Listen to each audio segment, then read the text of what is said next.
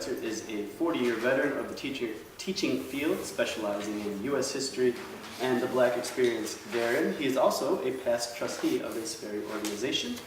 I would say that he is, as far as these things go, a leading authority on the civil rights movement in Smithtown, besides some of you folks who are actually there as well. But he's going to talk to us about the civil rights movement in Smithtown. So Paul, let's go. Thank you.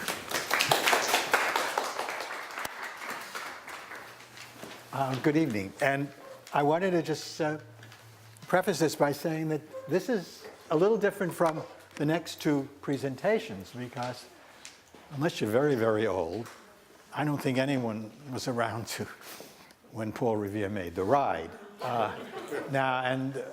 Though there may be a survivor here from the Titanic, I don't think so. But this is history recent. Can I ask the simple question? How many of you lived here in 1968?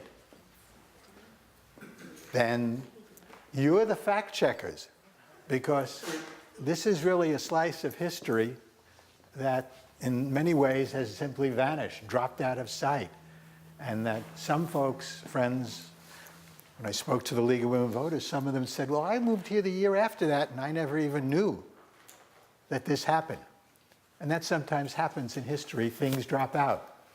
I didn't plan to make this 40 some odd years later a record, but teaching history at the time at Walt Whitman, I was a collector of local history, local documents. And I began to collect the newspaper articles of what happened in 1968. And that book, which please feel free to look at here, it's deteriorating, it's yellowed, and the Long Island room here wouldn't accept it. Kathy Ball said, Paul, we have no way to preserve these newspapers at that time. So we had it copied, and a copy of it, Staples made a copy, and the copy is in the Long Island room. When the new building opens, presumably there will be a better facility for preserving something like this, and I certainly will give this over to her, because my wife keeps saying I collect too many things at this point, and the house is shifting, the basement is tilting, and I've got to give something up. The article that some of you read there on the last page from the New York Times is really what, in a sense, stimulated me as a history teacher, that things are being forgotten, things are going back, and the students today, young people today, and older people to have simply no knowledge of what happened at a certain time. And in a sense, this is very sad for all of our particular history. It's more than 40 years ago this April when King was assassinated in Memphis. Dr. King had been on there, as some of you know, to lead a support of the Memphis sanitation workers who were on strike, and stepping out on the Lorraine Motel balcony, he was assassinated. This led to, as some of you all know from the time, a radical upheaval in this country. There was no violence in Smithtown, but there was certainly a sadness and a feeling that anything should be done. And this 1968 we're dealing here with 5 years after the Dream speech, 4 years after the Civil Rights Act of 1964 with the public accommodation section, 3 years after the Voting Rights Act. And yet most of us knew that laws can be passed, but the implementation and enforcement of laws were very different.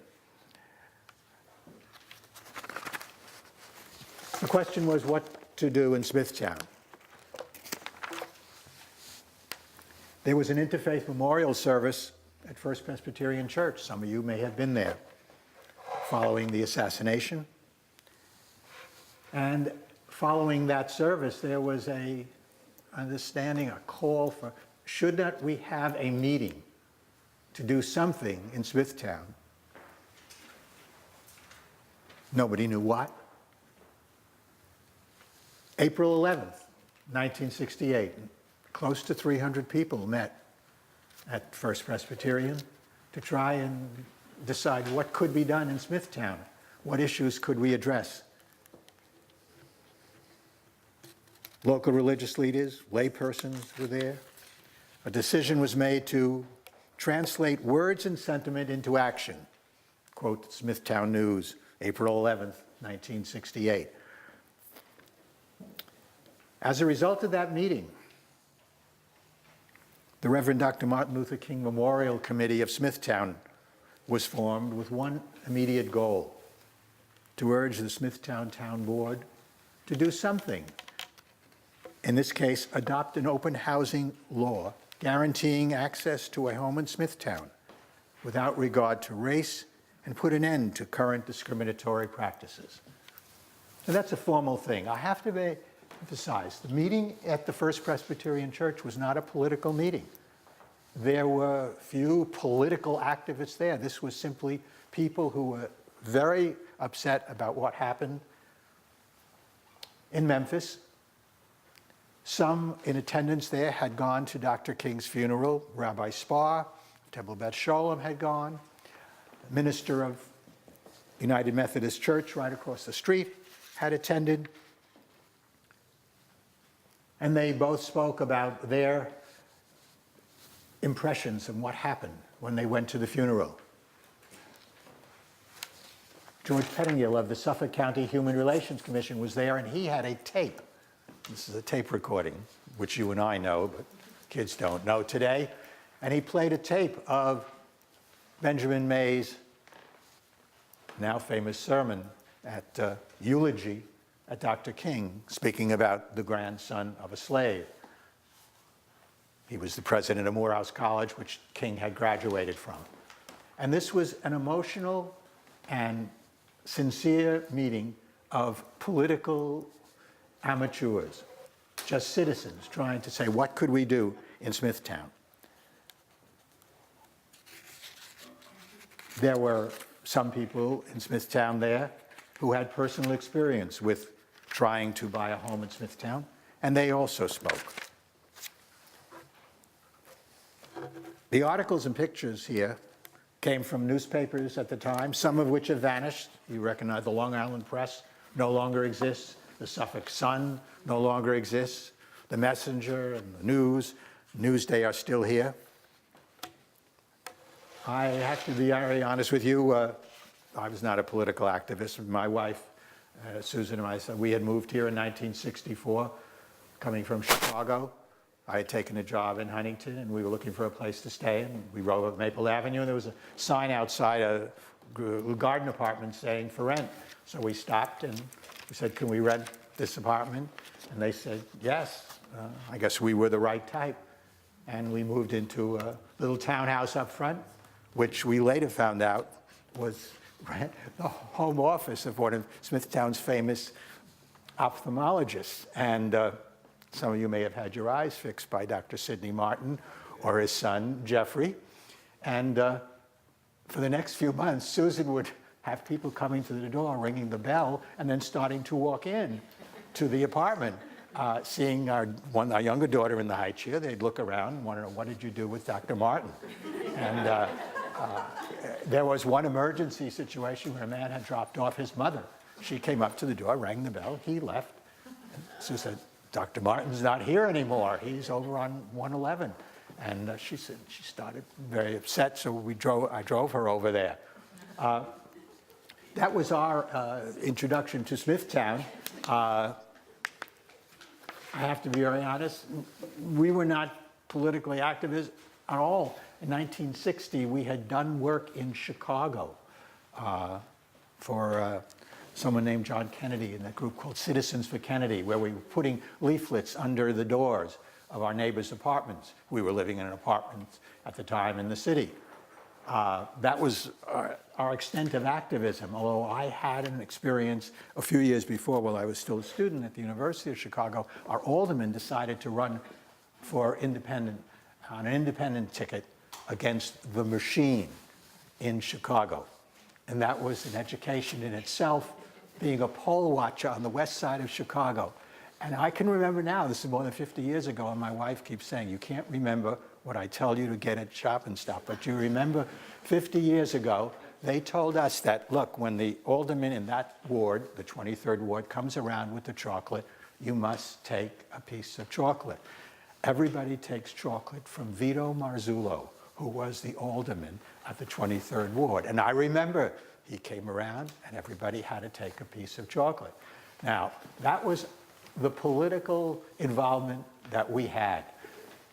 Nothing. Here we were trying to do something. My involvement was minimal in politics. I was teaching history then at Walt Whitman, and I was getting an education about Long Island, which I have to be honest with you was a strange place to us coming from Chicago. Though I had grown up in Brooklyn, I had never been on Long Island. In fact, we had a farewell party for an aunt one time who was moving to Long Island. She was moving to Freeport, and we never thought we'd ever see her again. And that was the age of that particular time. That has given me a real interesting perspective on Long Island's racial divide. Every day when 6 or 7 school buses come in, the only thing that's common to all of the children are the yellow school buses. When the doors open, it's very clear. There are white kids that come off from Syosset and the brown kids from Uniondale. The Hispanic kids come in from Brentwood.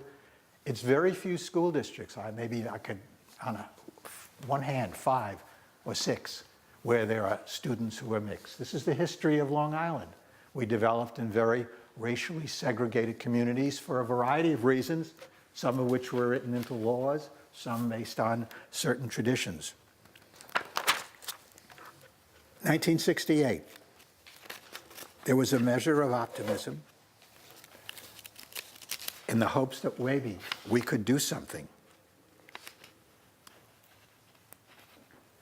At that meeting, a steering committee was formed. And that steering committee, representing a number of people throughout the town, was trying to determine what could be done in Smithtown. That committee decided that an open housing ordinance, a local law, would be a fitting way of expressing our commitment to some of the moral principles for which he lived and which he died. As you can see from these displays, we were not alone. It was happening all over Long Island. It happened in Islip, it happened in Brookhaven, it happened in Huntington, it was happening in Babylon. I didn't bother to put up the ones in Nassau County. There was demonstrations in North Hempstead at the Great Neck Railroad Station. Local people saying, why can't we have local laws to prevent discrimination in housing? There were laws, and some of you may know, the Civil Rights Act of '64, the state had laws, but the state law and the federal law were very slow in acting. The governor of the state, Governor Rockefeller, had syndicated that the state law was very slow to take action when people felt they had been discriminated against in the purchase or rental of housing. Governor Rockefeller, had driven down Main Street 3 years before in 1965 when we celebrated the 300th anniversary of Smithtown, which was nice. We moved here in '64 and our kids said next year there was a giant parade and a bull that came down Main Street. We stood in front of the Blue Jay Market right across from Flug's, which is now the Thai House there, and they thought it was great to have a bull come down Main Street. Rockefeller came down in a big open Cadillac, and they didn't know who he was, but the bull was extremely important to them. And I mention that because he makes these comments 3 years later when the question of, well, don't we have a state law that prohibits discrimination? And he said, yes, we do, but it's extremely slow to take effect. And when someone felt that they were discriminated against, they wanted someone to listen locally, action to taken locally. You know what Long Island had developed?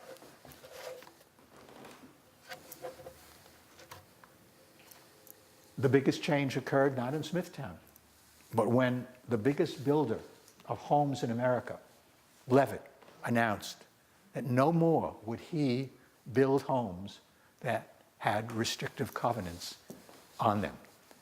And this was a real breakthrough because Levitt was setting the pattern in many communities, whether it was New York or Levittown, Pennsylvania. You know what was happening after World War II. There was a pent-up demand for housing. Everyone had money. There were no houses built between 1941, 42, and 1945. And the boom was on after the war.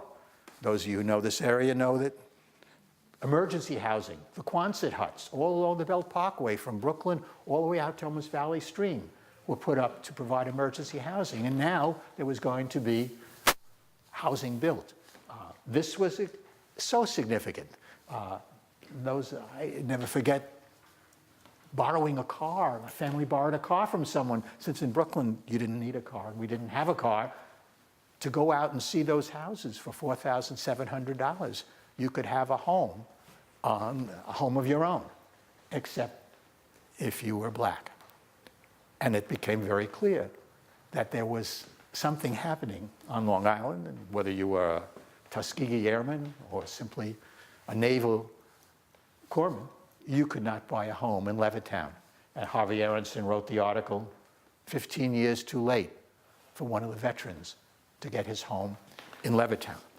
In Smithtown, we decided that how could we get the town board to act? And the decision was made, well, let's do the American way. Let's have everyone sign a petition. And volunteers decided to go around in the neighborhood and ask people, would they sign a petition to ask our local town board if they would pass a local ordinance prohibiting discrimination in housing in Smithtown. And so they began to collect signatures. Eventually, 3,100 and some odd signatures were collected from different parts of the township, and different people, I'm sure, had different experiences with neighbors who wouldn't sign, others who would, others standing on Main Street, collect signatures of people going shopping. And these signatures were to be presented to the town board. The Smithtown League of Women Voters undertook a study. May 9th, I printed it in the handout there. They concluded that a local ordinance was necessary. And they asked the Smithtown Town Board. Mrs. Gretchen spoke for the town board and said, we're the League of Women Voters. We simply feel there's a need for a local law to ensure that there would be no discrimination here in Smithtown. What followed was what we call the War of the Petitions. The King Committee collected more than 3,000. You see some of the involved there were our local students, kids from the high school presenting their collected as well. Here, there was in this case, it was the beginning, 800 names, 1,000 names, 3,000 names. In that case, Richard Drew, who was a junior at the high school at Smithtown. This is Thelma Drew's son. Thelma and Archie lived on Brookside Drive there. Students were involved, community people were involved, religious people were involved. Opposition immediately developed.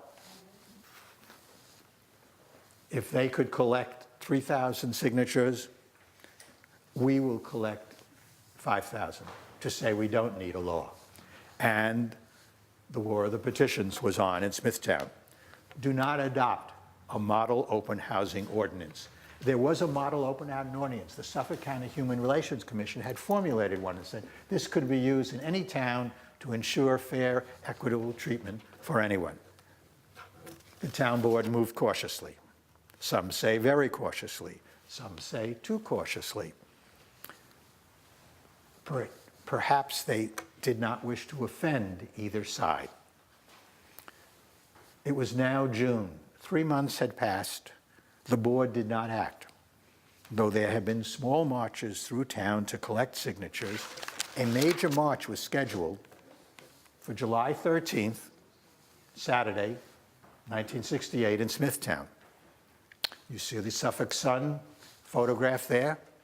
It was Monday, July 15th, they printed it. Pennies are still there, and Ripley next door, where you could get clothes in Smithtown if you were a man.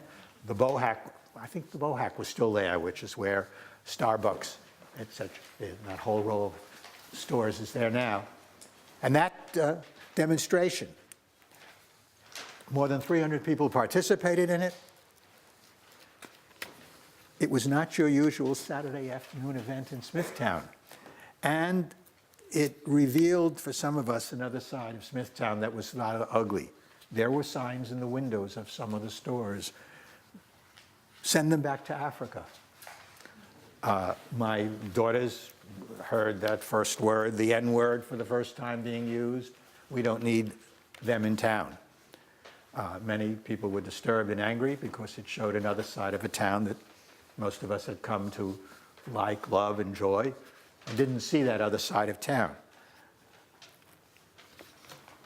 Where did this all lead, this march? July 30th, 1968, the Smithtown Town Board finally voted. Their decision was unanimous. We will not adopt any local ordinance prohibiting discrimination in Smithtown. Instead, we will establish a Human Relations Committee. In a sense, our efforts were basically for naught. The Human Relations Committee turned out to be, in many ways, simply a cover, a way out that allowed the town board to do nothing that would truly end the discrimination that existed in Smithtown, and everyone knew about it. We knew about the high school chemistry teacher who could not get a home in Smithtown, though he was the best chemistry teacher at high school. It was only Smithtown then, it wasn't East or West, and eventually did get a home by having someone buy a home and then sell the home to he and his wife. The end to real discrimination would have to wait for more effective federal and state legislation, which is unfortunately still a few years away. This was a very disappointing time. It was less than 5 months from April to August, and there was a disillusionment that all this effort had been for naught. Smithtown still went on its way. Now, I have to tell you that 15 years ago, something different occurred. Mrs. Clark buys a house in Nesconset, and her front door is set afire. She happened to be black. Change very real. The town board then announced that this was not the way we were supposed to act in Smithtown, and they called for a, not demonstration, but a reception at the Mills Pond House for Mrs. Clark, and they invited community groups. I know we came with some friends from the Unitarian Fellowship in Stony Brook that we belonged to. This book came there and was put on display at Mills Pond House, and Supervisor Vecchio, he's always been the supervisor, as you know, forever and ever and ever. He and the town board members were there, and they spoke to say, this is not what we expect in Smithtown. And this, in a sense, symbolically, this was a real change from what we experienced back in '68, when the town board was refusing to adopt a simple notion that local laws enforced locally would be the best way, as a conservative would say, the best way to have laws enforced. So in a sense, this was a change, but it was a change that came very, very slowly. You know about Smithtown, statistically. I have to point out to you, Smithtown was not always as, quote, white as it is now.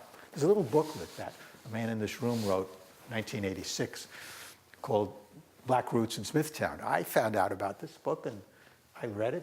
It was talking about who owned slaves and then the freedmen in Smithtown. And at one point, 20% of the population of Smithtown were not white, because Smithtown had a population then of about 700 people. at that particular time. And Brad Harris, the town historian, the president of this, created this book that really gives us the roots of Smithtown. Obviously, there had to have been more black people here. You couldn't have had an AME church on New York Avenue unless there were people who were attending that church. What year are you speaking of about when they had 20% for black? This is just after the Revolution, before manumission. Remember, New York abolished slavery in 1826. But at that particular time, in terms of, so you're going back to the beginning of the 19th century in terms of the percentage in Smithtown, the late 19th. Your article here says it's 1%. Now, well, that's what happened.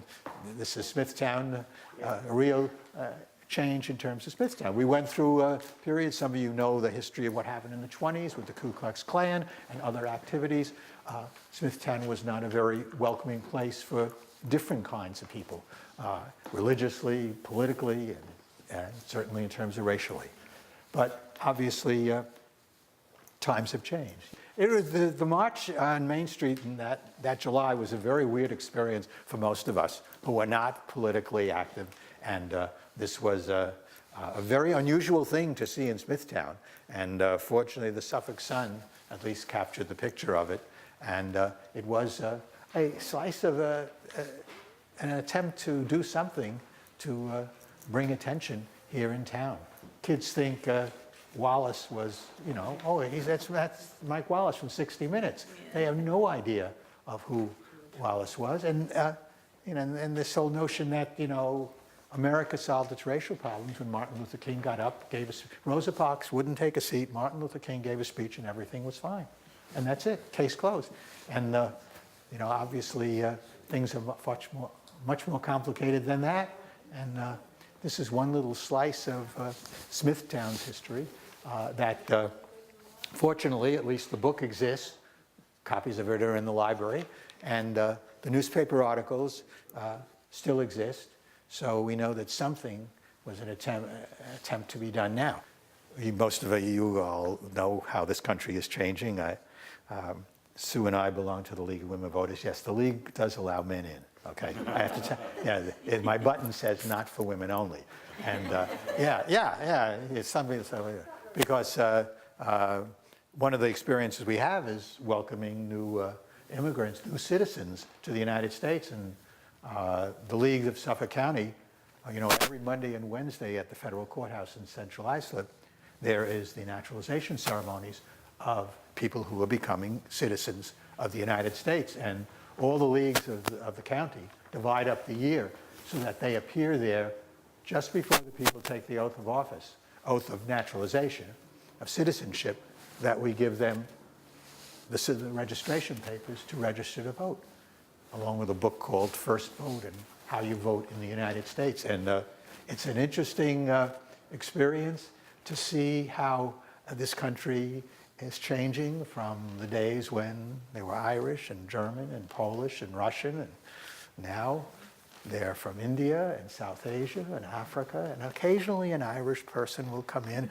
or a Polish person come in. But this is how the country, this is the cycle of the United States, and it's what makes us, you know, I think we're the only country in the world, you know, in the Olympics, when they announced that it's an American skier coming down the slopes, nobody knows what color he'll be. You know, they just don't know that, because this is the uniqueness of this country. And our experience going to the courthouse, we're going this Wednesday, and the Smithtown League has this month's assignment, is a very rewarding thing, because you see the families with the children there taking the oath, and the judges, federal judges, speaking to them about their experiences. And many of them say the same thing. They're Italian judges, and they're Irish judges, and Polish judges, and they say, my grandparents came, and then they're speaking to the new immigrants who are now just becoming citizens, and how the change. It's a very rewarding experience to see that. So thank you for coming, and please take a look here. And,